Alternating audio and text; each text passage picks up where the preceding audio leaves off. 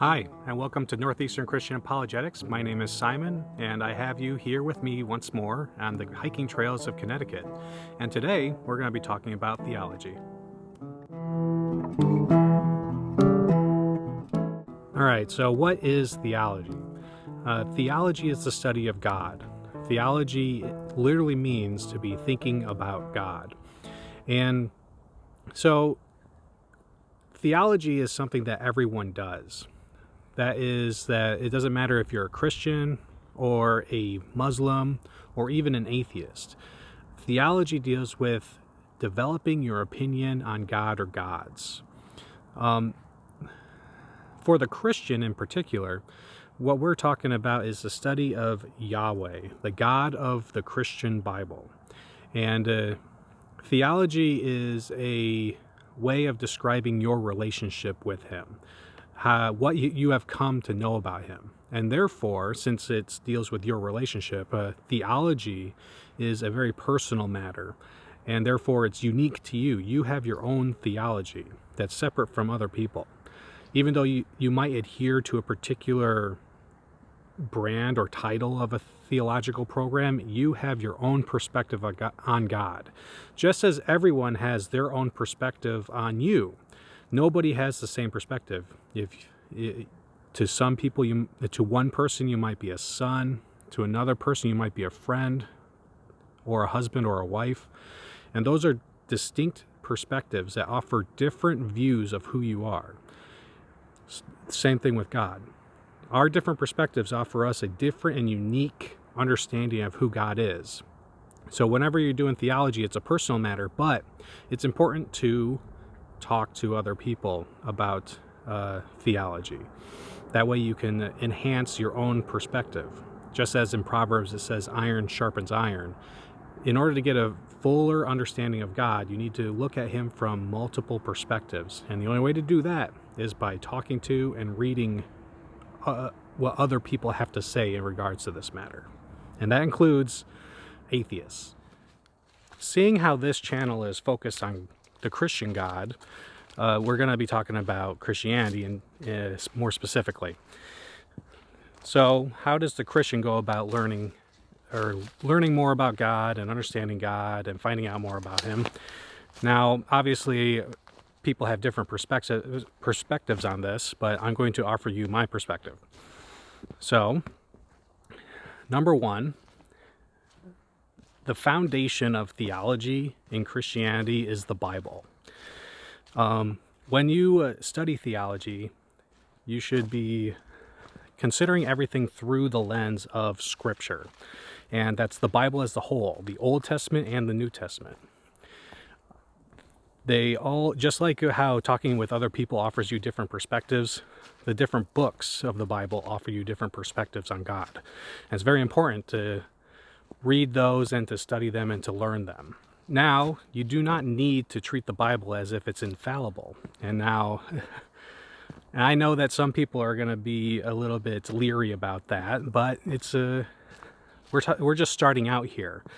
You don't need to believe every single thing in the Bible in order to believe that it's a reliable source for God.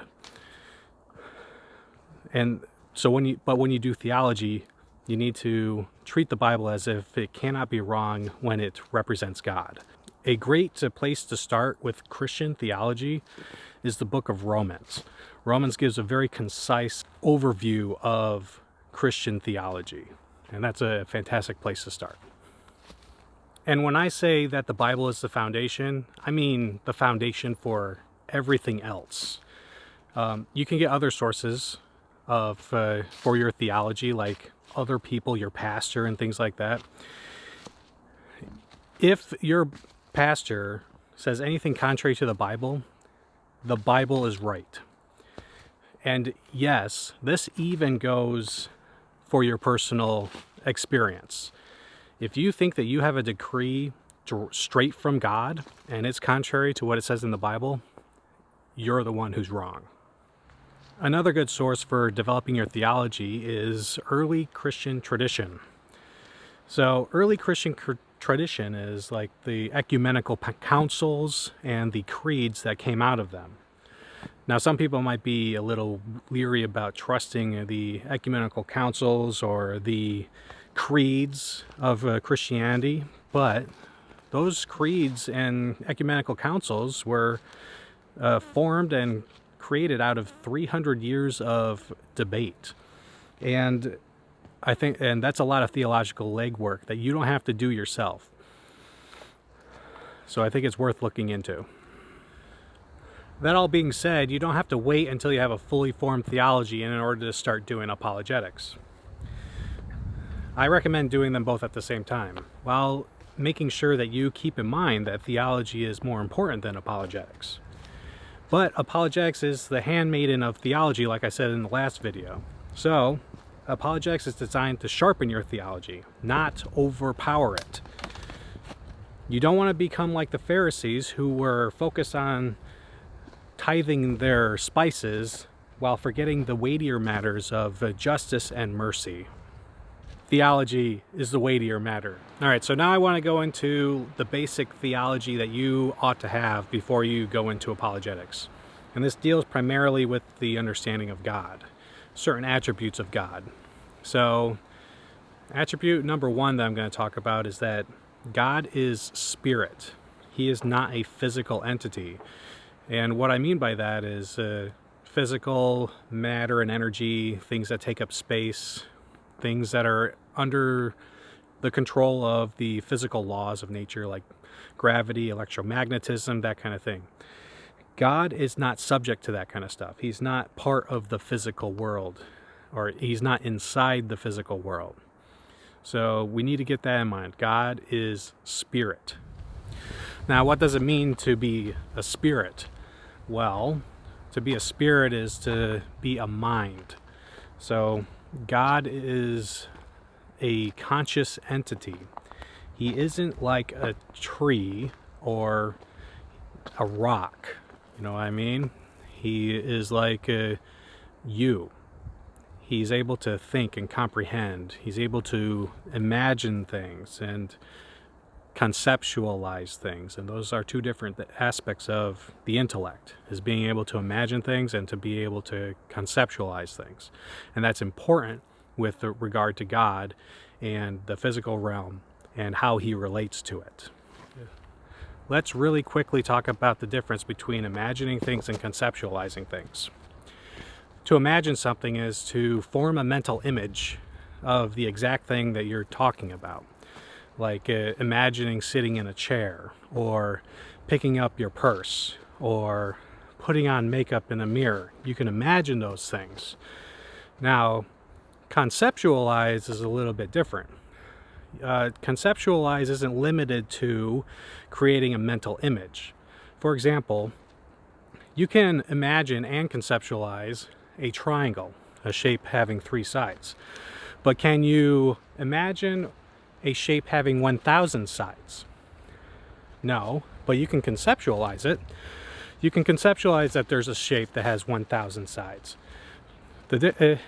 Also, take into consideration, can you imagine the difference between a 1,000-sided shape or a 997-sided shape?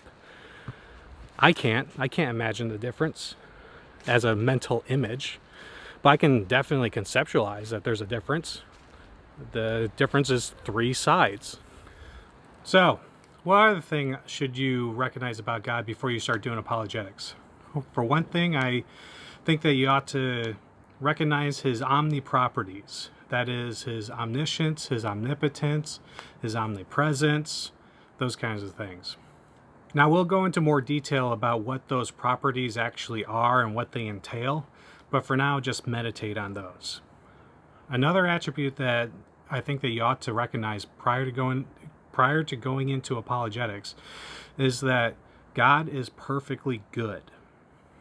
And not only is he perfectly good, but he is the ground for the good. Later on, we'll be discussing what it means, what the concept of good even means, as well as right and wrong, that kind of stuff. So good and evil, right and wrong, and how it relates to God. Now, just a quick recap on the basic theology that I think that you need to have in order to start doing apologetics is God is spirit. God is all-powerful. God is all-knowing. God is everywhere. God is the ground of the good. There are obviously more attributes to God, but I think that gets you started. Now, earlier I mentioned how atheists can help you sharpen your theology.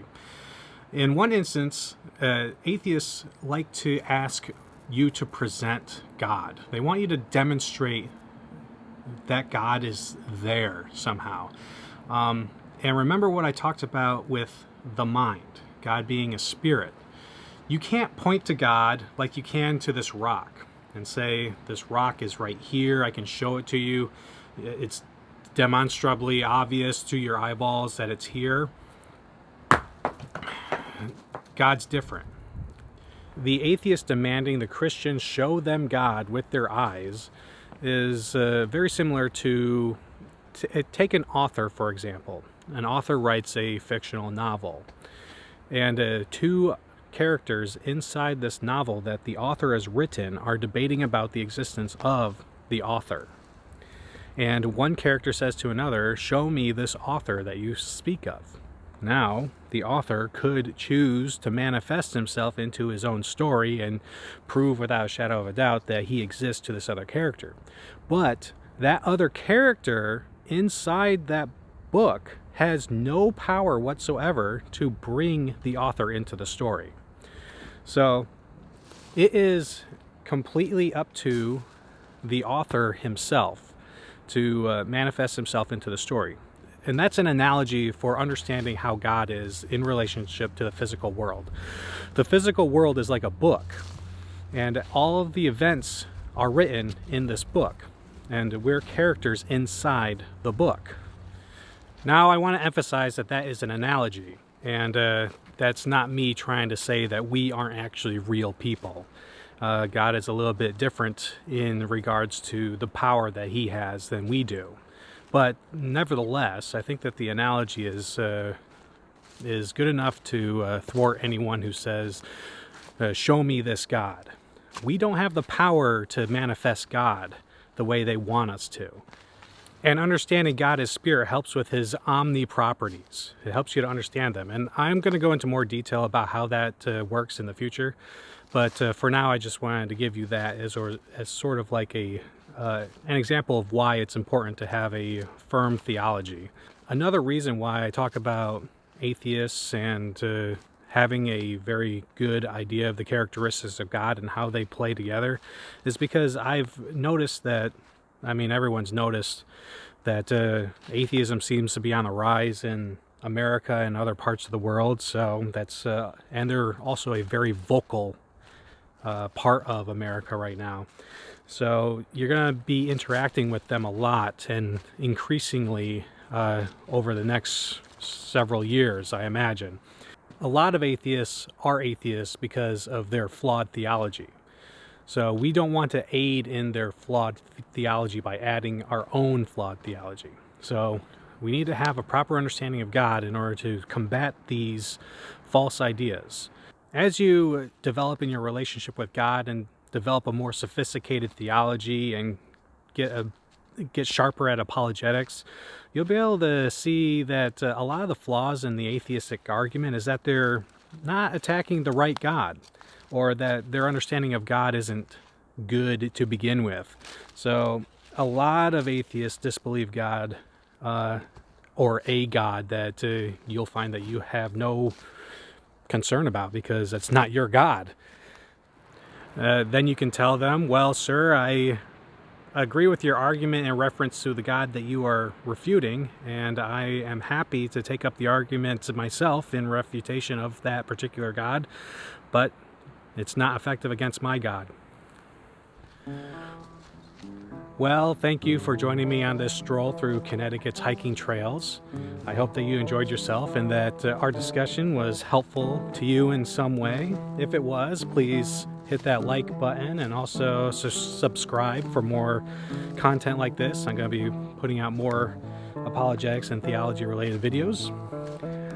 Thanks again. God bless.